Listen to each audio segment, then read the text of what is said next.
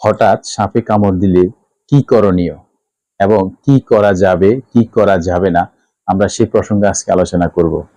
প্রতি বছর আমাদের দেশে সাপের কামড়ে অনেক মানুষের মৃত্যু ঘটে। এটি শহরের তুলনায় গ্রাম অঞ্চলেই বেশিরভাগ হয়ে থাকে। বিষধর সাপের কামড় মৃত্যুর অন্যতম কারণ। সচেতনার অভাব, চিকিৎসার অভাব এবং চিকিৎসা ক্ষেত্রে নিতে বিলম্ব করা। অনেকেই সাপে কাটলে বৈজ্ঞানিক উপায়ে কি করা যায় এবং কিভাবে চিকিৎসা নেওয়া যায় ওটা চিন্তায় মাথা না এনে ওঝা এবং বেদের কাছে দৌড়াদৌড়ি করে। অনেক ক্ষেত্রে রোগী বেঁচে যাওয়ার সম্ভাবনা থাকলেও বিলম্ব করার কারণে অনেক সময় রোগীর মৃত্যু ঘটে।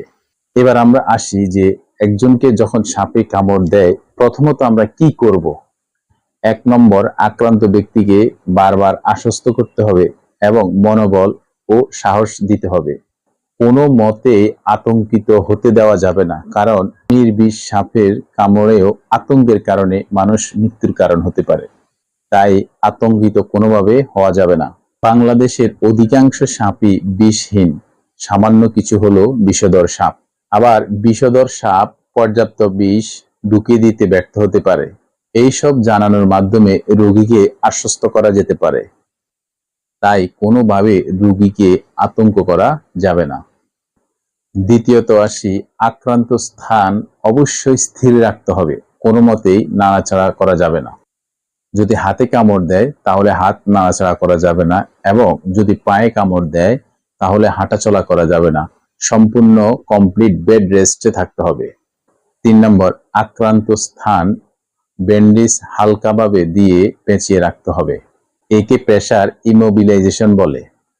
ব্যান্ডেজ না পাওয়া গেলে গামছা বা ওড়না এগুলো যে কোনো একটা দিয়ে পেঁচিয়ে রাখতে হবে। ৪ নম্বর, আক্রান্ত স্থান সাবান দিয়ে আলতোভাবে ভালোভাবে ধুয়ে মুছে নিতে হবে। ঘড়ি বা অলংকার বা তাবিজ বা তাগা ইত্যাদি যদি শরীরে থাকে সব খুলে ফেলতে হবে। রোগীকে আধা শোয়া অবস্থায় রাখতে হবে। রোগী যদি শ্বাস না নেয় তাহলে তাকে মুখে শ্বাস দেওয়ার ব্যবস্থা করতে হবে। যদি সাপটিকে ইতিমধ্যে মেরেই ফেলেন তাহলে একে হাসপাতালে নিয়ে আসুন। তবে এই ব্যাপারে সাবধানতা অবলম্বন করতে হবে। কোনোভাবে হাত দিয়ে ধরা যাবে না। কিছু সাপ আছে এটি মরার ভান করে থাকে। তবে একটি কথা মাথা রাখতে হবে, সাপ নিয়ে অতি ঝামেলা সৃষ্টি না করে রোগীকে অতি দ্রুত হাসপাতালে প্রেরণ করতে হবে। কারণ হাসপাতালে নেওয়ার পরে বিষনাশক অ্যান্টিভেনম ইনজেকশন তার শরীরে পুশ করতে হবে। এবার আসুন, সাপে কামড় দিলে আমরা কি কি করা যাবে না সে সম্পর্কে জানব। না জেনে আমরা এমন কিছু কাজ করি যা রোগীর জন্য অধিক ক্ষতিকর হয়ে পড়ে। তাই এই ব্যাপারে সঠিক ধারণা থাকা জরুরি। ১ নম্বরে আসি, কোনো ধরনের শক্ত বাঁধন বা গিঁটি দেওয়া যাবে না। সাধারণত দেখা যায় হাতে যদি কামড় দেয় অথবা পায়ে যদি কামড় দেয়, যে অংশটুকুতে কামড় দেয় এর উপরে গামছা বা দড়ি এগুলো দিয়ে ভালো করে বেঁধে নেয়। গ্রামের ভাষায় বলা হয় যে এভাবে যদি পেঁচিয়ে বেঁধে নেওয়া হয় তাহলে শরীরে বিষ ছড়াবে না, কিন্তু এটি রোগীর জন্য মারাত্মক একটি ক্ষতির কারণ হয়ে দাঁড়াবে। তাই এটা কোনোভাবেই করা যাবে না, কারণ এটি বৈজ্ঞানিক কোনো ভিত্তি নেই। বরং এটি রক্ত সঞ্চালন বা রক্ত চলাচল বন্ধ হয়ে পড়বে। ফলে রক্ত চলাচলের অভাবে টিস্যুতে পচন সৃষ্টি হতে পারে। তাই সাবধান, কোনোভাবেই দড়ি দিয়ে বাঁধা যাবে না। ২ নম্বর হচ্ছে, রোগীকে চিকিৎসার জন্য কোনোভাবেই ওঝার কাছে নেওয়া যাবে না। ৩ নম্বর আসি, সাপের কামড়ার যে অংশটুকু এই জায়গাতে ব্লেড দিয়ে কাটাকাটি করা যাবে না। অনেক মানুষের ধারণা আক্রান্ত স্থানে মুখ দিয়ে বিষ টেনে বের করা সম্ভব, এতে রোগী ভালো হয়ে যাবেন। বিষ রক্ত ও লসিকার মধ্যে ছড়িয়ে পড়ে, যা এভাবে বের করা সম্ভব নয়। কোনোভাবে আক্রান্ত স্থানে মুখ লাগানো যাবে না। ৪ নম্বর আসি, কোনো ভেষজ ওষুধ, লালা, পাথর, উদ্ভিদের বীজ, গোবর, কাদা ইত্যাদি লাগানো যাবে না। কোনো রাসায়নিক পদার্থ লাগানো বা সেক দেওয়া যাবে না।